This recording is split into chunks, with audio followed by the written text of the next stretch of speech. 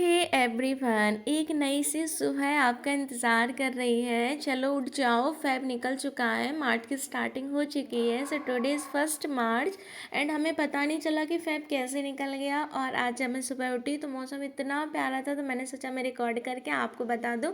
अब भी हो रहा था 4 AM और मैं उठ चुकी थी बिकॉज मुझे आज अपने कुछ टारगेट्स को फॉलो करना था। मैंने नाइट में काफ़ी सारी टू डू लिस्ट अपनी तैयार कर ली थी, जैसे कि मैंने आपको बताया था कि 30 डेज़ का जो चैलेंज था वो ऑलमोस्ट कंप्लीट हो चुका था 28 फेब को। अब 1 मार्च है तो हमें कुछ न्यू इंक्लूड करना पड़ेगा। So hey everyone, how are you all? I hope you are all good. कैसे हैं आप सब? आई होप गए सब बहुत अच्छे होंगे। I am Apoorva and I am already in job, और जॉब के साथ ही मैं प्रिपरेशन कर रही हूँ एमपीटेट वर्क एक। और मेरा सब्जेक्ट इंग्लिश है। यदि आपका सब्जेक्ट भी इंग्लिश हो तो you can also join. And ऐसे बहुत सारी छोटी छोटी चीज़ें आपको मिलती रहेंगी मेरे स्टडी सेशन में। मैं कुछ सिलेबस अकॉर्डिंग मैं काफ़ी सारी चीज़ें शेयर करती रहती हूँ। सो गाइस, कैसे चल रही है आप सबकी तैयारी?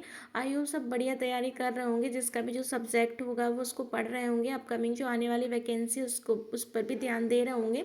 लाइक यूपी में यूपी टेट है, एमपी में एमपी टेट आने वाला। हाँ, एक चीज़ और आपको शेयर करनी थी गाइस। अभी एमपी टेट मेंस का रिज़ल्ट आया और मेरी एक कलीग्स थी, बहुत इंटेलिजेंट थी, बहुत अच्छा स्कोर था उसका, बट उसका फिर भी नहीं हुआ। पता क्यों? सिर्फ वो पॉइंट से रुकी हुई है। और यदि उसका ये पॉइंट वाला सेट ना होता ना तो वो क्वालिफाई हो जाती। सोचो कितना कंपटीशन है। हम ये नहीं सोच सकते कि हम कल से स्टार्ट करेंगे, हमें आज से ही मेहनत करनी पड़ेगी। मुझे बहुत दुख हुआ उसको देख कर कि वो उसका हो जाता सिलेक्शन तो बहुत अच्छा होता। उसने बहुत मेहनत की। एक गवर्नमेंट स्कूल का जो टाइम होता है ना, काफ़ी ज़्यादा वाला टाइम होता है। उस टाइम को कैसे करके उसने स्टडी की। और स्टडी ऐसा नहीं है, उसके मार्क्स भी अच्छे थे, क्वालिफाई भी हो गई वो। बट जब नॉर्मलाइजेशन हुआ ना तो मार्क्स कम होगा, और कुछ नहीं, सिर्फ 1 या 2 मार्क्स से उसका नहीं हो पाया। तो मुझे सच में बहुत दुख हुआ। और हम ये है कि बहुत ज़्यादा मेहनत करनी है, अब जाकर तब जाकर सिलेक्शन होगा। हम यदि ये सोचेंगे ना कि कंपटीशन नहीं है, एक सीट है, हो जाएगा हो जाएगा, अभी तो 2 मंथ्स है, 4 मंथ्स से बहुत अच्छे से स्टडी हो जाएगी। सो गाइस, ये सारी चीज़ें भूल जाओ, आज से स्टडी को स्टार्ट कर दो यदि आपने नहीं की है। वैसे भी जो हाउसवाइफ्स होते हैं या जो वर्किंग वुमेन्स होती हैं, मैं ये क्या कहूँगी कि एक वुमेन के लिए बिल्कुल भी टाइम नहीं मिलता। उसको टाइम निकालना पड़ता है। जैसे मैं रात में सब सोई हुई हूँ और मैं अब जाकर पढ़ रही हूँ, बिकॉज मुझे शांति पसंद है। और कोई टाइम है ही नहीं जिस टाइम मैं आराम से कंफर्टेबल होकर पढ़ सकूँ। सो गाइज़, यही मेरी जर्नी है और मैं यही करती हूँ कि मैं मॉर्निंग टाइम जितना से ज़्यादा जितना पढ़ पाऊँ, मैं उतना टाइम अपना यूटिलाइज़ कर लेती हूँ। तो यहाँ मैं मार्च के स्टार्टिंग की टू डू लिस्ट जो मैंने तैयार की थी उसको मैं अपडेट कर रही थी कि मुझे क्या चीज़ें और ऐड करनी है।